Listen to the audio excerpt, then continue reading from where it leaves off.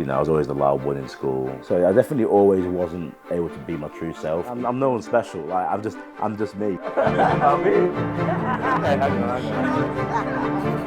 My name's Noah Shadbolt, and this is me.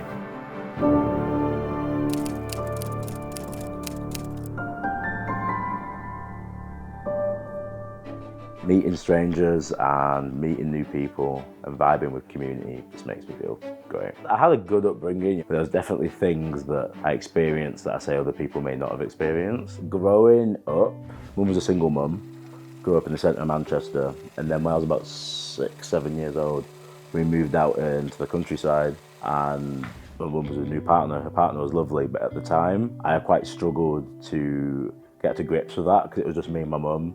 And then this lovely but strange man to me at the time. I sort of rebelled a lot, and I think I seeked quite a lot of attention, and I was sort of quite hard work, causing a lot of issues around the house. And then when I was at school, I kind of just wanted some acknowledgement.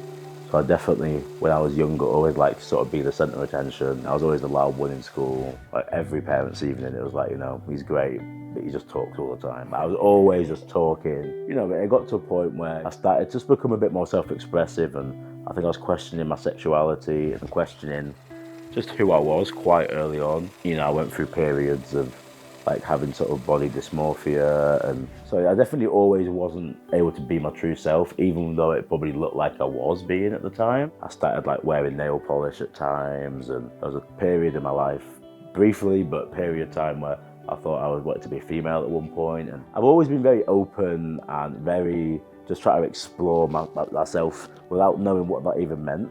And then I started to question a lot, like the school system and my teachers quite a lot. I just was like, fuck the man, basically, very early on. And that's when I sort of started to care less about school, and I tried to make a difference. It reinforced that those feelings that I thought when I was 14, now that I'm 22, like I don't regret any of those decisions because I think I was right in the way it's led me to where I am. So I was working with this company called Bongo's Bingo. The basic principle, for anyone that doesn't know what Bongo's Bingo is, basically traditional bingo mixed with a crazy rave midway through, loads of sing-songs, karaoke. So I was doing all the video touring with them. Yeah, everyone there is just being themselves or being caricatures of themselves, you know, all the dancers, you know, normal 20 to 40-year-old men that dress up in like female fancy dress and go dance on the stage for 3 hours to ABBA. Like, you can't hide, you just have to be who you're gonna be in that point. So there's a lot of people there that are just really sure of themselves. We were doing my last show with the host I was with. The basic principle is basically the two dancers on stage, whenever a 69 comes out, they strip off down to their underwear on stage. Now, it normally only happens 2 to 3 times a night. On the third game of this particular evening, 69 got called out again, and the crowd were going crazy for the host to go and do a 69, and he was like, no, I'm not doing it. I was on the side of stage doing my job, and I just hear my name get called. The host has basically said if a 69 comes out in the last 2 games, that I'm gonna come off and get on stage and take all my clothes off.